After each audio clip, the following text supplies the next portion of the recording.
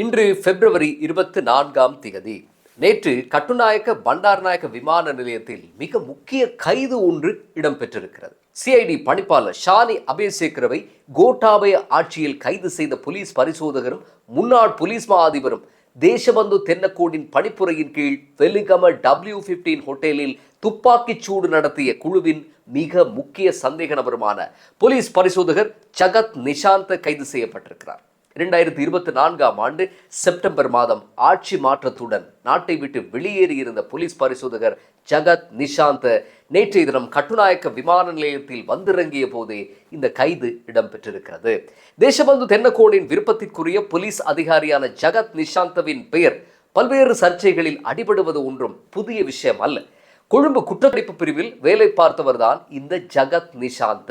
2019 கோட்டாபய ராஜபக்சவினுடைய ஆட்சி மலர்ந்த பிறகு சிஐடி பணிப்பாளராக இருந்த ஷானி அபேசேகர தூக்கி பந்தாடப்பட்டார். காலி மாவட்டத்துக்கு ஷானியை இடமாற்றம் செய்து அவருடைய தொழிலையே கிட்டத்தட்ட காலி செய்து அனுப்பியது அப்போதைய அரசு. அதன் பிறகு போலி குற்றச்சாட்டுகளின் கீழ் ஷானி கைது செய்யப்பட்டார். ஷானியோடு சேர்த்து மேலும் 2 போலீஸ் அதிகாரிகள் கைது செய்யப்பட்டார்கள். அவர்களிடம் ஷானிக்கு எதிராக பொய் சாட்சி சொல்ல தூண்டியதாகவும் அவர்கள் அதுக்கு மறுத்துவிட்டதாகவும் சொல்லப்படுகிறது. இந்த நிலையில் 2023 டிசம்பர் 31 நாடெங்கும் பேசு பொருளான வெலிகம W15 ஹோட்டல் துப்பாக்கிச் சூட்டின் மிக முக்கிய சூத்திரதாரிகளில் ஒருவராகவும் ஆகிப்போனார் ஜகத் நிஷாந்த. அனுரகுமார் திசாநாயக்க ஜனாதிபதியானதும் நாட்டை விட்டு தப்பிச் சென்றிருந்த ஜகத் நிஷாந்தவுக்கு பகிரங்க பிடிவிராந்து பிறப்பிக்கப்பட்டிருந்த நிலையில்தான் நேற்றைய தினம் இந்த கைது இடம்பெற்றிருக்கிறது. போலீஸ் அதிகாரி ஒருவர் இப்படி பாதாள உறுப்பினர் மாதிரி நடந்து கொள்வது எல்லாம் இந்த நாட்டில் ஆச்சரியப்படக்கூடிய விஷயம் அல்ல. தேசபந்து தென்னக்கோனையே போலீஸ் மா அதிபராக நியமித்த நாடு இது. ஆகவே ஆசியாவினுடைய ஆச்சரியத்தில் இப்படியெல்லாம் நடந்தன என்று வரலாற்றை அடிக்கடி மீட்டு பார்த்து கொள்ள வேண்டிய அவசியம் நம் எல்லோருக்கும் இருக்கிறது. தேசபந்து தொடர்பான வழக்கு விசாரணைக்கு வர இருக்கும் இந்த சந்தர்ப்பத்தில் ஜகத் நிஷாந்தவின் கைதும் இந்த வழக்கின் போக்கில் மிக முக்கிய திருப்பு முனையாக பார்க்கப்பட இருக்கிறது. பாதாள போலீஸை பற்றி பார்த்தோம். இனி நிஜமான பாதாள உலகத்துக்குள் போகலாம். உங்களுக்கு தெரியும், அக்குரேகுடவில் ஒரு சட்டத்தரணியும் அவருடைய மனைவியும் பல்பொருள் அங்காடி ஒன்றிலிருந்து வந்து கொண்டிருக்கும் போது துப்பாக்கியால் சுட்டு கொல்லப்பட்ட துயர சம்பவம். இந்த துப்பாக்கிச் சூட்டை இருவர் நடத்தியிருந்தார்கள். ஒருவர் 9 மில்லிமீட்டர் துப்பாக்கியை உபயோகித்திருக்கிறார். மற்றவர் T56 துப்பாக்கியை உபயோகித்திருக்கிறார். T56 துப்பாக்கியை உபயோகித்தவர் கைது செய்யப்பட்டிருக்கிறார். இவர் கருவா தோட்டம் ஒன்றில் காவலராக இருப்பவர் என்கின்றன ஆரம்ப கட்ட விசாரணைகள். கரந்தனிய சுத்தா என்ற பாதாள உலக தாதாவின் பணிப்புரையின் பேரிலேயே இந்த சட்டத்தரணியை தான் தீர்த்து கட்டியதாகவும் இதற்காக எந்தவித பண உதவியையும் தான் கோரவில்லை என்றும் நட்பின் அடிப்படையிலேயே இந்த கொலையை செய்ததாகவும் காலை வேளையில் கூட யாரை கொல்லப் போகிறேன் என்று தனக்கு தெரிந்திருக்கவில்லை என்றும் எல்லாமே கட்டளையின் அடிப்படையில் செய்யப்பட்டவை என்றும் வாக்கு மூலம் கொடுத்திருக்கிறார் கொலையாளி. என்ன ஒரு துரியோதனன் கர்ணன் நட்பு மாதிரி இது. ஏன் இப்படி பணம் எதுவும் எடுக்காமல் இப்படி பரோபகார பாரி வள்ளலாக நடந்து கொண்டார் என்று போலீஸ் கிடுக்குப்பிடி கேள்விகளை விசாரணைகளை நடத்திய போது தன் சகோதரியின் மகளின் பூப்புனித நீராட்டு விழாவின் போது, அதாவது பிக் கேர்ள் பார்ட்டியின் போது கரந்தனிய சுத்தா 2 லட்சம் ரூபாய்களை வழங்கியதாகவும் இதற்கு முதல் ஏதோ ஒரு குற்றத்துக்கு சிறை தண்டனை பெற்றிருந்த போது கரந்தனிய சுத்தா வந்து பிணைத்தொகையை கட்டி தன்னை வெளியில் எடுத்ததாகவும் வாக்குமூலம் கொடுத்திருக்கிறார் கொலையாளி. என்ன ஒரு செஞ்சோற்று கடன் பார்த்தீர்களா? இப்படியெல்லாம் நட்பு இருக்கிறதா என்று ஒரு பக்கம் ஆச்சரியமாகவும், இன்னும் ஒரு பக்கம் பெருமதி மிகு மனித உயிர்கள் இப்படியான பாதாள உலக சாம்ராஜ்ய தாதாக்களின் ஒரு தொலைபேசி அழைப்பின் பெயரில் காவு வாங்கப்படும் அளவுக்கு மலினப்படுத்தப்பட்டிருப்பது வேதனையாகவும் இருக்கிறது. கரந்தனிய சுத்தா இங்கே போட்டு தள்ளியது தன்னுடைய சட்டத்தரணியை தான் என்பது மற்றொரு ஆச்சரிய கூறி. இதற்கு சொல்லப்படக்கூடிய காரணம் என்னவென்றால், கரந்தனிய சுத்தாவின் சட்டத்தரணியாக இருந்து கொண்டே குறித்த நபர் கரந்தனிய சுத்தாவை பற்றிய தகவல்களை திரட்டி கரந்தனிய சுத்தாவினுடைய பிரதான எதிரியான லொக்கு பெட்டிக்கு வழங்கினார் என்பதுதான். இது தவிர இன்னொரு காரணமும் சொல்லப்படுகிறது. ஆனால் இது எந்த அளவுக்கு உண்மை என்று போலீஸ் தரப்பு இன்னும் ஊர்ஜிதப்படுத்தவில்லை. ஆனால் எல்லோராலும் ஊகிக்கக்கூடிய ஒரு விஷயம். இதற்கு பெரும் ராக்கெட் சயின்ஸ் அறிவு தேவையில்லை. அது என்னவென்றால், கரந்தனிய சுத்தா நாட்டை விட்டு தப்பியோடி இருப்பது அவருடைய உண்மையான கடவுச்சீட்டை பயன்படுத்தி அல்ல.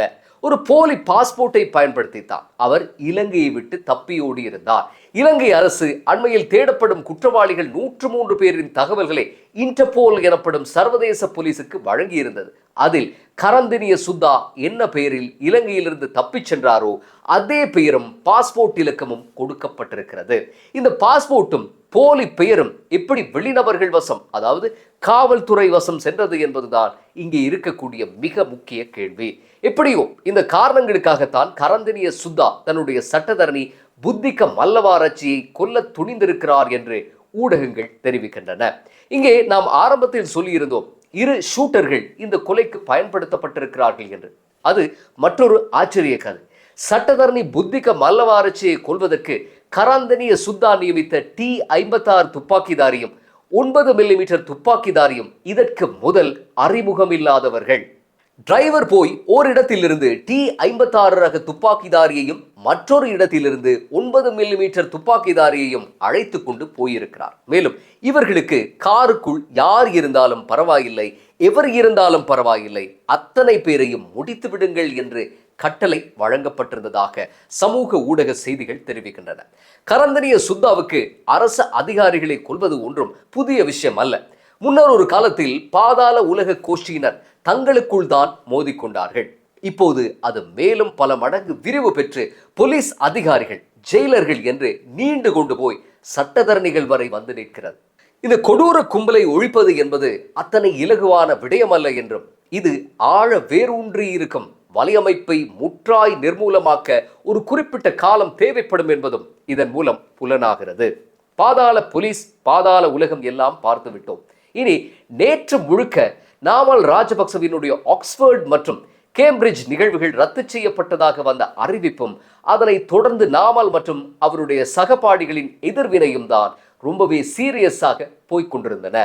உண்மையில் இந்த ஆக்ஸ்போர்ட் யூனியன் என்பது உலக புகழ் பெற்ற ஆக்ஸ்போர்ட் பல்கலைக்கழகத்தின் அதிகாரப்பூர்வ மாணவர் ஒன்றியம் அல்ல. இது 1823ஆம் ஆண்டு முதல் செயல்பட்டு வரும் ஒரு தனியார் சுயாதீன விவாத கழகம் மட்டும்தான். யாரும் கட்டணம் செலுத்தி உறுப்பினராக முடியும். தொடர்புகள் மூலம் யாருக்காவது உரையாற்றும் வாய்ப்பை ஏற்படுத்தவும் கடினம் அல்ல. கேம்பிரிட்ஜ் யூனியனில் அழைப்பு நிராகரிக்கப்பட்டதாகவும் இதற்கு தமிழ் டயஸ்போராக்களினுடைய பலமான எதிர்வினைதான் காரணம் என்றும் ஆரம்பத்தில் சொல்லப்பட்டு கொண்டிருந்த போது, இது எதனையும் கவனத்திற்குள்ளாது நாமல் ராஜபக்சவும் எப்போதும் ஒட்டி கொண்டிருக்கும் அவருடைய மிலிந்த ராஜபக்ச குழுமமும் லண்டன் பறந்தது. ஜனாதிபதியின் தலைமுதல் கால்வரை உடுத்திருப்பதை அவதானிக்கும் மிலிந்த ராஜபக்ச அவசரத்துக்கு பெண்கள் அணியும் ஸ்வெட்டர் ஒன்றை அணிந்திருந்தது வைரலானது. சொதப்பலில் முடிந்து போன அனைத்திலங்கை பௌத்த சம்மேளனத்தில் பேராசிரியர் ராகுல தேரர் சொன்னது போல நாமல் ராஜபக்ச தேசிய ஆடையோடுதான் லண்டன் பறந்திருந்தார். இந்த வின்டர் சீசனில் குளிரை தாங்கியபடி எப்படி இருக்கிறார் என்று தெரியவில்லை. நாமலை சுற்றி இருப்பவர்கள் ஆடைக்கு மேல் ஆடை அணிந்து ஜலதோஷம் வராமல் இருக்க, நாமலோ தேரர்களின் மனம் கோணாமல் இருக்க அதே தேசிய ஆடையுடன் வைராகியமாக இருக்கிறார். உண்மையில் பாராட்ட வேண்டும், ஒரு மகத்தான சாதனை இது. லண்டன் போனாலும் விகாரைகளை நாமல் மறக்கவில்லை. கருத்துரைகள் எதுவும் இல்லை. ஏற்கனவே தமிழ் டயஸ்போராக்களினுடைய பலத்த எதிர்ப்பால் தான் இந்த நிகழ்வுகளே கைவிடப்பட்டிருக்கின்றன. பல மாதங்களாக திட்டமிட்டு ஏற்பாடு செய்த லண்டன் பயணமும் இப்படியாகிவிட்டது. இந்தியாவில் ஒடிசா மாநிலத்துக்கு போய் இந்திய குடியரசு விழாவில் பேச போனது போல படம் காட்ட முடியாமல் போனது. ஆகவே விகாரைகளே கதி என்று இருக்கிறார் நாமல். லண்டனில் சிங்கள டயஸ்போரா இருக்கிறது தானே. தம்புத்தேகமவிலோ வீரவிலையிலோ போய் மீட்டிங் போடுவதை போல அவர்களை கூட்டி அங்கே ஒரு கூட்டம் நடத்த முடியாதா என்று கேட்டால் இனி அதற்கான சாத்தியங்களும் மிக குறைவாகவே உள்ளது. உண்மையில் இந்த பயண ஏற்பாடானது முழுக்க முழுக்க உள்ளூரில் தன் பிம்பத்தை ஊதி பெருக்க மேற்கொண்ட ஒரு நாடகம் மட்டும்தான். புலம்பெயர் தமிழ் மக்கள் மஹிந்த ராஜபக்சவை மட்டுமல்ல, யுத்தம் நடந்து கொண்டிருக்கும் போது பாராளுமன்றத்தில் கூட இருக்காத நாமலையும் சேர்த்துத்தான் எதிர்க்கிறார்கள். காரணம், இழக்கப்பட்ட மனித உயிர்களுக்கும் காணாமல் போன ஆயிரக்கணக்கானவர்களுக்கும் நீதி இந்த யுத்தம் நடந்து 17 வருடங்கள் உருண்டோடிய போதிலும் கிடைக்கவில்லை. இதே நாமலும் கூடாரமும் நாட்டை வங்குரோத்தாக்கியதால் 2022ஆம் ஆண்டு தம் சொந்த மக்களாலேயே துரத்தி அடிக்கப்பட்டவர்கள். ஆக லண்டனில் வாழும் சிங்கள மக்கள் மண்டபம் நிறைந்த கூட்டங்களை நடத்தி ஆரவார வரவேற்பு இன்றைக்கும் அளிக்கப் போவதில்லை. ஆகவே மொத்தமாக மூவினங்களாலும் நிராகரிக்கப்பட்ட நிலையில் விகாரையிலும் இடைக்கிடை கொஞ்சம் வீதியோரமாகவும் இருந்து கொண்டு இரண்டொரு வீடியோ போடுவதை தவிர வேறு பெரிய வேலை ஒன்றும் நாமல் தரப்புக்கு இல்லை. நாமல் ஒடிசாவுக்கு போய் வந்த பிறகு பெரும் ஆரவாரமாக இன்னமும் நிறைய இடங்களுக்கு போக இருக்கிறேன், இது ட்ரெய்லர் மாத்திரம்தான் என்ற மாதிரி சூட்சமமாக கூறியிருந்தார். அதன் விளைவுதான் இந்த லண்டன் பயணம். ஆனால் இது நாமலுக்கு தந்தது எதிர்பாராத ஒரு அடி. இந்நிலையில் இது முழுக்க முழுக்க புலிகளால் ஏற்படுத்தப்பட்ட சூழ்ச்சி என்று புலம்புகிறது நாமல் தரப்பு. நாமல் போன்றவர்கள் இன்று மூவினத்தவர்களாலும் நிராகரிக்கப்பட்டிருக்கும் நிலையில் இது போன்ற இன்னொரு கூட்டம் உலகத்தில் எங்கே நடந்தாலும் பாரிய எதிர்ப்புக்கு நாமல் ஆளாகுவார் என்பது மட்டுமே சர்வ நிச்சயம். தனது சிந்தனைகள் பலமாக மோதிக்கொள்ளும் ஒரு குழுவுடன் உரையாட ஆசைப்பட்டேன், ஆனால் ஆக்ஸ்போர்ட் மற்றும் கேம்பிரிட்ஜ் சங்கங்கள் என் உரையாடல்களை ரத்து செய்துவிட்டன என்கிறார் நாமல். அதிகாரம் பறிபோன பின்னர் ஞாபகத்துக்கு வரும் ஜனநாயகமும் கருத்து சுதந்திரமும் அதிகாரம் தாராளமாக இருந்தபோது ஒரு துளியும் இருக்கவில்லை என்பதுதான் இங்கே நிஜம். நாமல் ராஜபக்ச பல துறைகளில் தேர்ச்சி பெற்றவர். அவரது புதிய சிந்தனைகளை உலகம் அறியாமல் இருக்கவே அவருடைய உரை திட்டமிட்டு மறுக்கப்பட்டது என்று சொல்கிறார் பொதுஜன பெரமுனவின் இந்திக்க அனுருத்த. நாமல் ராஜபக்ச தேர்ச்சி பெற்றிருக்கும் துறைகள் பற்றி அவர் நல்லவேளை குறிப்பிடவில்லை. நாமல் ராஜபக்சவினுடைய புதிய சிந்தனைகளை இனி உலகம் நிரந்தரமாக அறிந்து கொள்ள முடியாமல் போகும் வாய்ப்புகளே அதிகம். ஏனென்றால் நாமலுக்கு பல வழக்குகள் இருப்பது உட்பட யுத்த குற்றச்சாட்டுகள் பலவற்றை காரணம் காட்டித்தான் அவருக்கு உரை மறுக்கப்பட்டிருக்கிறது. பணம் கட்டி நடத்தும் நிகழ்வாக இருந்தாலும் இது போன்ற சர்ச்சைக்குரிய நபர்களை அழைத்து வந்து நிகழ்ச்சி நடத்தும் பிரபல பல்கலைக்கழக யூனியன்கள் மத்தியில் நிச்சயமாக லண்டன் சம்பவம் ஒரு தாக்கத்தை ஏற்படுத்த போகிறது. நாமல் தனக்கு பேசுவதற்கு சந்தர்ப்பம் தரும் நாடுகளாக பார்த்து பயணம் செய்து வரும் புதினங்களை தம் உறுப்பினர்களிடம் பகிர்ந்து கொள்வது ஒன்றே இப்போதைக்கு ஆரோக்கியத்துக்கு நல்லது. இந்த பதிவை இத்தோடு நிறைவு செய்கிறோம். இந்த பதிவினுடைய நிறைவில் கரந்தனிய சுத்தா அவருடைய சட்டத்தரணியையே கொள்வதற்கு என்ன காரணம் என்று ஏற்கனவே நாம் இட்ட ஒரு பதிவின் லிங்கை நிறைவில் உங்களுக்காக தருகிறேன். அதையும் பாருங்கள். மீண்டும் அடுத்த பதிவில் சந்திப்போம். சப்ஸ்கிரைப் செய்து பெல் ஐக்கனையும் கிளிக் செய்யுங்கள். நன்றி.